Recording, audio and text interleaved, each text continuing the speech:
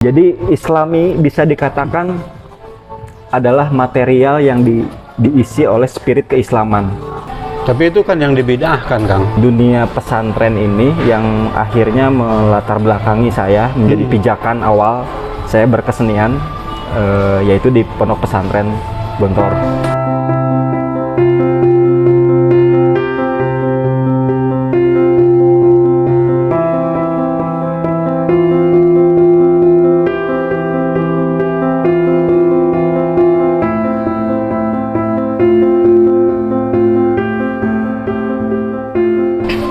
Halo teman-teman, ketemu lagi dengan Sketsa Mas Bung, sebuah channel yang akan berbicara tentang seni visual. Dan sekarang saya sedang bersama dengan seorang kurator pameran bulan terbit yang diselenggarakan di Grey Gallery. Namanya Kang Wildan Akbar. Kang Akbar, boleh tahu dong cerita gimana tuh latar belakang Kang Akbar sehingga sampai pada dunia seni rupa ini? Oke. Nah. Terima kasih Mas. Ya. Perkenalkan, nama saya Wildan F. Akbar. Saya adalah kurator di pameran bulan terbit exhibition ini, tajuk Seni Rupa Islami Indonesia 2024. Saya sendiri berlatar magister seni rupa di ITB. Sebelumnya saya di Universitas Padjadjaran, dan sebelumnya saya pun pernah mengenyam dunia pendidikan pesantren di Pondok Alumni Gontor. Dunia pesantren ini yang akhirnya melatar belakangi saya menjadi pijakan awal saya berkesenian, yaitu di Pondok Pesantren Gontor. Di situ pula saya mengenal Di Gontor itu memang ada praktek seninya gitu? betul.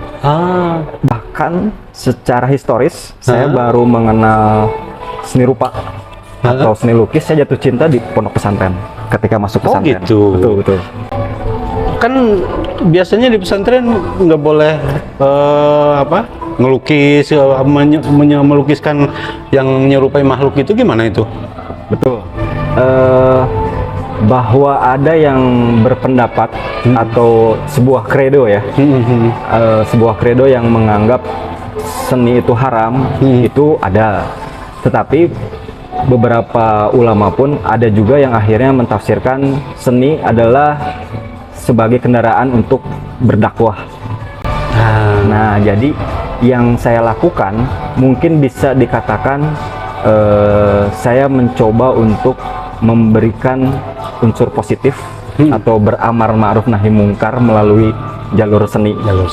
Karena secara historikalnya juga Wali Songo masuk ke Indonesia, beliau atau mereka tidak serta-merta menjawantahkan atau menghilangkan budaya lokal, tetapi menjadikan budaya lokal sebagai kendaraan untuk menjalankan kebaikan atau jalan untuk berdakwah bagi mereka. Saya berbicara bid'ah kan terbagi dua juga, ada bid'ah hasanah dan bid'ah dolalah. Oh ya. Kita berbicara lebih besar mana unsur manfaatnya, atau lebih sedikit mana unsur negatifnya. Itu yang sebenarnya diperdebatkan masalah bid'ah. Kalau bid'ah itu yang zaman Nabi tidak ada, zaman sekarang ada, mungkin semua atribut yang kita pakai hari ini pun ini sebuah bid'ah. Bisa jadi kan. Jadi sebenarnya masalah perspektif itu menjadi menjadi dasar pola pikir kita saat ini. Oke. Ini Kang Akbar ini kan mengangkat tentang seni rupa Islam. Betul. Seni rupa Islami ya? Seni rupa Islami tepatnya. Apa bedanya tuh? Kenapa nggak berani mengatakan bahwa ini seni rupa Islam gitu? Oke. Sebenarnya seni rupa Islam pernah ada atau populer di Middle East sebenarnya. Di Timur Tengah. Di Timur Tengah itu mereka memakai tajuk seni rupa Islam. Karena contohnya ada motif arabes. Motif arabes itu motif-motif floral yang kayak arsitektur, motif-motif yang tumbuhan gitu ya, floral, geometrik gitu ya. pola-pola geometrik itu dikatakan sebagian filsuf atau filsuf estetika Islam, salah satunya Sayyid Nasir, Muhammad Said Nasr, bahwa Arabes adalah salah satu puncak seni rupa Islam di era itu, dari era Daulah Abbasiyah, atau kita bisa menyebutnya Islamic Golden Age. Ya. Di era Islamic Abad pencerahannya gitu ya. Abad pencerahan di Muslim, budaya Islam gitu. yang setelah itu dilanjut oleh bangsa Eropa dengan Renaissance. Iya. Ini adalah contoh motif arabes dengan pola melingkar, berulang dan bersambung tanpa akhir. Dalam estetika Islam, menghias atau ornamentasi tujuannya tidak sama dengan ornamentasi dalam estetika Barat. Dalam estetika Barat, seperti yang dikatakan oleh seorang sejarawan seni Barat, ornamen merupakan komponen tambahan pada suatu produk tanpa menjadi esensi bagi struktur produk tersebut. Ismail Al-Faruqi dalam bukunya Atlas Budaya Islam tahun 1986, ornamentasi atau sukhruf bukanlah sebagai unsur yang ditambahkan atau sekedar mengisi bidang kosong. Ornamen mengandung esensi sebagai pengingat tauhid dan juga membangun struktur produk. Itu sebabnya bentuk-bentuk abstraksi atau pemiuhan bentuk natural dilakukan dengan tujuan untuk menjauhkan pemandangnya dari konsentrasi pada diri sendiri dan dunia ini, tapi berkonsentrasi pada perenungan tentang tauhid. Jadi kembali lagi ya. Mengapa saya mengambil tema seni rupa Islami? Karena bagi saya Islami di sini adalah kata sifat. Dia berupa kata adjektiva, kata benda yang mensifati suatu kata. Spirit, atau di pemikiran Said Nasr, spiritualitas Islam itu berbicara roh dan makna. Lebih ke substansi ya. Substansinya itu.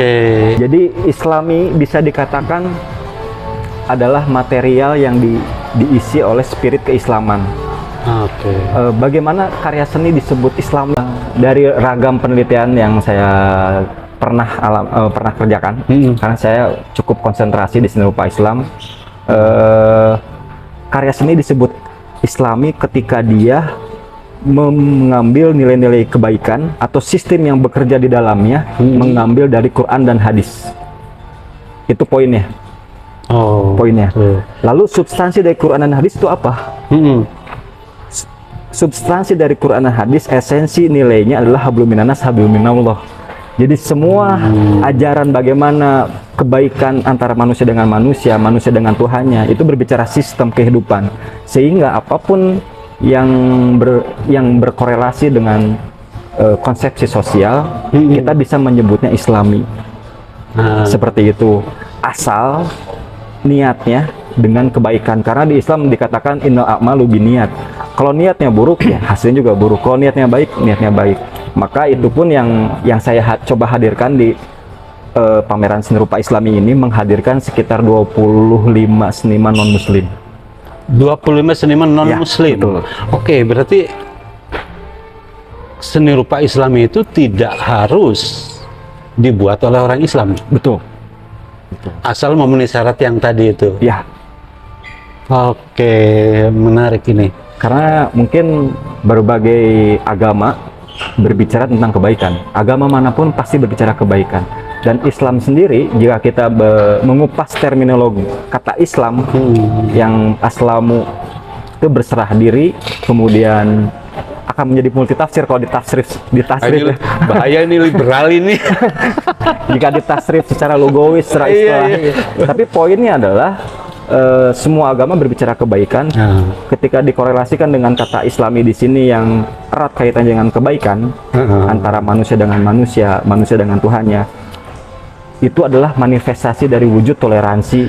Termasuk dalam estetika juga begitu, pandangan tentang keindahan? Sebenarnya estetika tidak lahir dari Muslim. Kalau secara teori ya, secara teori mungkin estetika akan lebih dalam dikupas di teori-teori Yunani.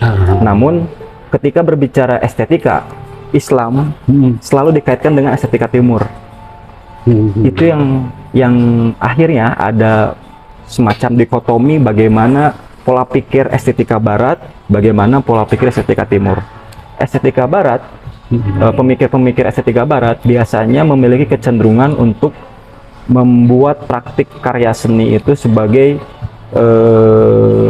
mendekatkan manusia dengan realitas, atau karya seni merupakan realitas kedua dari realitas pertama, realitas kehidupannya. Tetapi dalam pemikiran estetika Timur atau kita sebut estetika Islam, Timur ini bisa masuk juga di kelompok Asia yang lain gitu ya. Tapi berbicara estetika Islam memiliki kecenderungan keindahan itu baiknya mengkaburkan realitas. Maksudnya mengkaburkan realitas adalah dia cenderung menghampakan realitas, tapi realitas sebagai wujud hamba taat terhadap Tuhan yang Maha Esa. Oke, sebentar, mengkaburkan realitas nih. Mengkaburkan realitas. Gimana tuh maksudnya? Cenderung tidak memfokuskan diri untuk mengcapture atau mengimmortalize realitas, tetapi sebagai wujud taat manusia terhadap Tuhan. Jadi dia lebih cenderung berbicara after realitas, after kehidupan yang lebih abadi.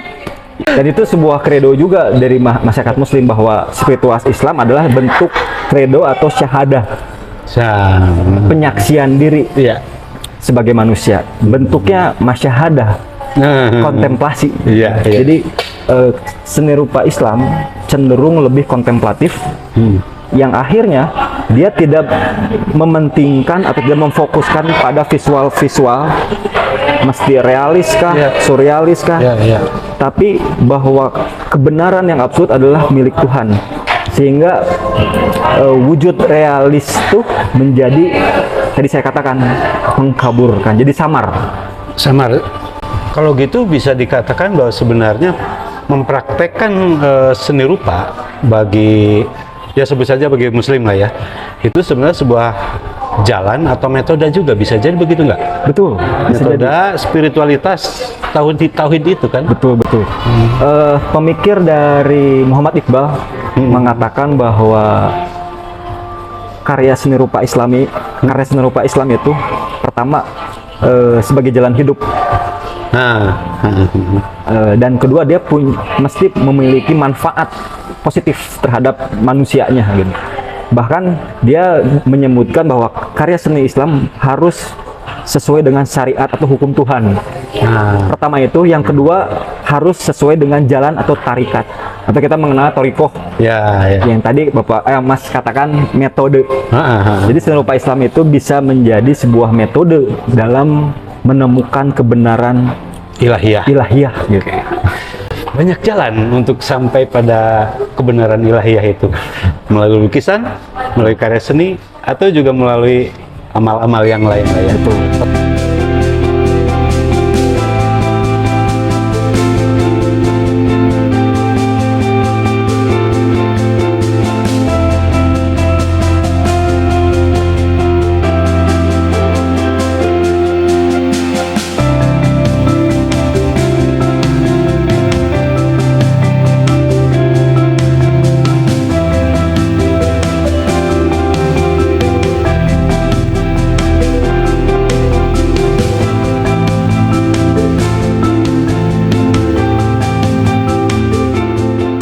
Ini lukisan siapa ini? Ini lukisan dari Pak Ade Piros, berjudul Return, atau bahasa Indonesianya Pulanglah ke Surgaku. Ini salah satu karya menjadi ikon dari pameran ini, karena beliau adalah salah satu maestro, bahkan yang salah satu yang generasi pertama yang memunculkan wacana seni rupa Islam di Indonesia 1970 itu. Jadi karya beliau ini adalah karya-karya, kita bisa menyebutnya kaligrafi Arab, tapi perlu dipahami bahwa karya sebenarnya adalah beliau berangkat dari akademisi, mengangkat karya-karya abstrak. Kita bisa melihat seolah-olah ini berbentuk patahan, hamparan, karena retakan gitu ya. Retakan. Ini terinfluence juga oleh karya seniornya Pak Ahmad Sadali dengan ciri khas patahan, retakan, hamparan, bongkahan, tekstur gitu ya. Karena salah satu ciri khas dari seni rupa Islam yang diteliti oleh Ismail Al-Faruqi, salah satunya adalah abstraksi, kaligrafi abstrak, atau kita bisa menyebutnya karya seni rupa abstrak. Karena di Islam itu yang realis itu tidak penting, yang penting itu menuhankan, atau yang keindahan absolut itu adalah Tuhan. Jadi merealiskan karya itu menjadi tidak penting bagi beberapa seniman. Jadi karya abstrak adalah karya salah satu yang bisa disebut representasi utama dari karya-karya seni rupa Islam. Gimana Kang? Jadi karya ini digital print kayaknya ya? Bukan. Bukan? Jadi saya coba dari judulnya dulu. Oke. Judulnya adalah Anatolia. Ini merupakan karya dengan teknik drawing pixel. Jadi ini benar-benar memakai drawing Tangan manual.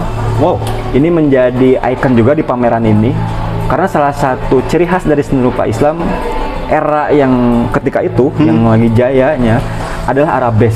Bagaimana memunculkan motif-motif floral, geometrik, dan ini Seperti sajadah-sajadah juga kan kayak gini motifnya. betul. Karena ini terinspirasi dari karpet Turki. Karpet Turki, Anatolia itu, dan ini dibentuk dari kotak-kotak pixel 18.000 kotak. Tekniknya cukup rigid. Secara teknikal ini memang punya karakteristik dan punya originalitas yang sulit. Dan secara visual ini adalah representasi dari karya-karya arabes. Makanya ini masuk ke dalam kurasi ya. Kurasi ya. Memenuhi syarat lah ya. Betul. Oke. Ini karya dari Aryo Saloko. Oke. Nih, kasih. Ini karya dari Audia Amalia. Judulnya 597 Hz. Apa? 597 Hz. Yang artinya itu adalah suara azan. Jadi ini adalah visual dari suara azan. Oh, gimana tuh? Jadi kita kan sangat dekat dengan suara-suara azan. Sehari 5 waktu kita sering dengar dari toa-toa masjid. Tapi itu berupa suara. Bagaimana suara itu divisualkan sebagai bentuk rupa, wujudnya seperti ini. Ini karya dari Nia Gautama, seniman dari non-muslim. Judulnya dari Panglima Cheng Ho ke Gus Dur 2024. Karya baru 2024, karya instalasi. Bagaimana Nia Gautama mencoba menghadirkan ulang bahwa salah satu penyebaran Islam itu adalah digagas oleh Panglima Cheng Ho dari etnik, katakan Chinese atau Tionghoa, Tiongkok ya. Dan beliau sebagai etnik Tionghoa, Nia Gautama sangat mengidolakan atau sangat menghormati Gus Dur, karena di era Gus Dur lah muncul hari-hari besar seperti Cap Gome, kemudian penghargaan pada etnik Cina yang pada masa Orde Baru itu direpresi kan? Betul. Bahkan nama Cina juga harus diganti kan? Betul. Nah, karya instalasi ini merupakan wujud dari toleransi umat beragama yang ada di Indonesia. Jika kita lihat visual dari selendang ini merupakan representasi dari Ka'bah di Mekah sebagai kiblat manusia Muslim. Tetapi di dalamnya ini ada tulisan kanji Chinese yang bertuliskan Tien atau yang merah ini huruf ya? Huruf Tien atau sebagai dewa tertinggi di kepercayaan mereka.